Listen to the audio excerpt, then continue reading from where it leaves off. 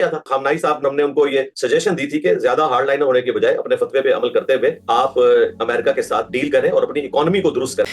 میرا آپ سے سوال ہے کہ یہی ٹرمپ اور یہی نتن یاہو کل آ کے آپ سے کہتے ہیں کہ جی آپ جو ہے وہ دین کی تبلیغ چھوڑ دیں، آپ چھوڑ دیں گے؟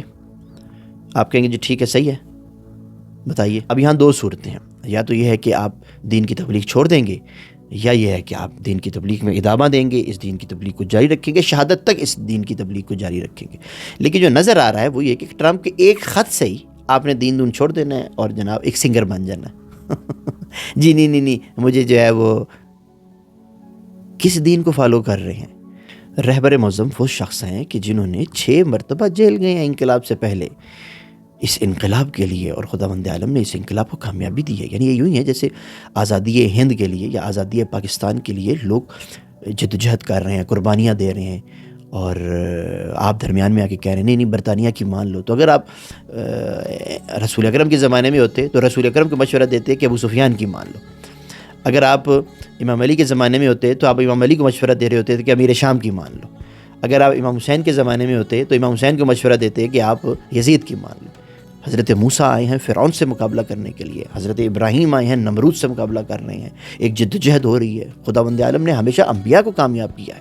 مرزا صاحب آپ جیسے بڑے آئے اور بڑے گئے، جمہوری اسلامی ایک نظریاتی بنیاد پہ قائم ہوا ہے، شہداء کا خون ہے، ایک نظریہ ہے، مہدویت ایک نظریہ ہے، جس نظریے کی بنیاد پہ یہ جمہوری اسلامی آگے بڑھ رہا ہے۔ آپ کو مشورہ دوں گا کہ آپ سب سے پہلے قرآن کو دوبارہ ایک مرتبہ دیکھیے، قرآن فہمی اپنی ٹھیک کیجیے، سیرت پیغمبر کو دیکھیے، سیرت پیغمبر کو سمجھیے کہ سیرت پیغمبر نے کیا کیا ہے، تحریک کربلا کو سمجھیے۔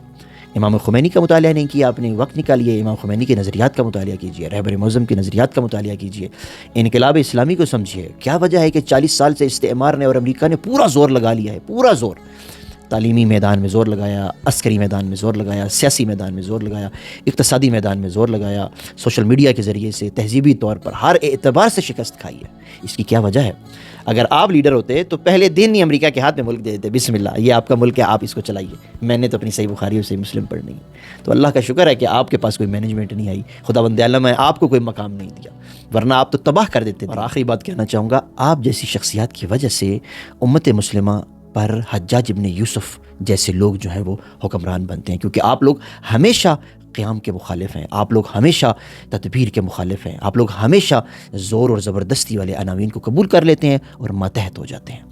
خداوند عالم آپ کو اسلام سمجھنے کی توفیق عطا فرمائے۔ آپ اصل اسلام کو ہی نہیں سمجھے، آپ اصل مکتب حسینی کو ہی نہیں سمجھے، جس بنیاد پہ یہ فضول باتیں کرتے ہیں۔